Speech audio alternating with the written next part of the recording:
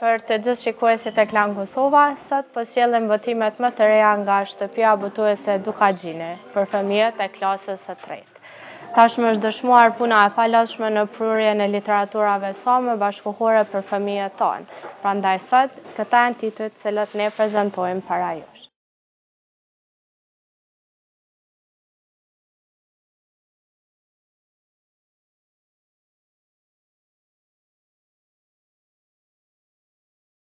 Rudyard Kipling është një nga autorët më të famshëm për fëmijë, i cili njihet për librin e tij Libri i Xhunglës bashkë me poezinë në Mundsh.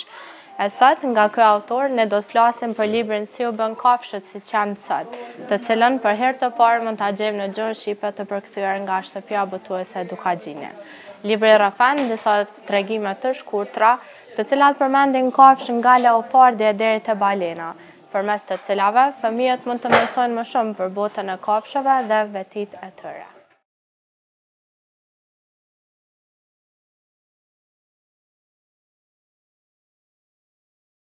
Për të gjithë ata fëmijë që kanë dashuri pafund për gjyshret e tyre, Bedret Dedja ka librin e duhur për përrallat para gjumit. Kallëzimet e gjyshe pastërtores është libri i cili do t'i udhëzojë fëmijët mbi higjienën dhe mirëmbajtjen e tyre, shoqëruar gjithmonë me situata komike ashtu si gjithmonë na kanë këshilluar gjyshet tona.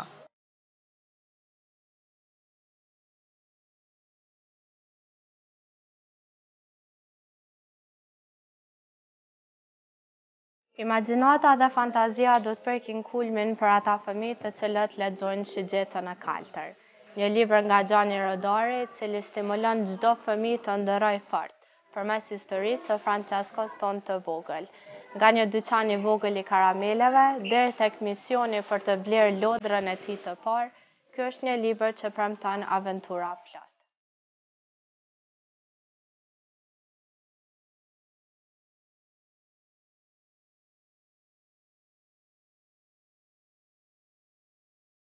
Të pajisura me aparatura didaktike të cilat ndihmojnë fëmijët gjatë leximit dhe kuptimit të tekstit, këta libra janë dhurata më e bukur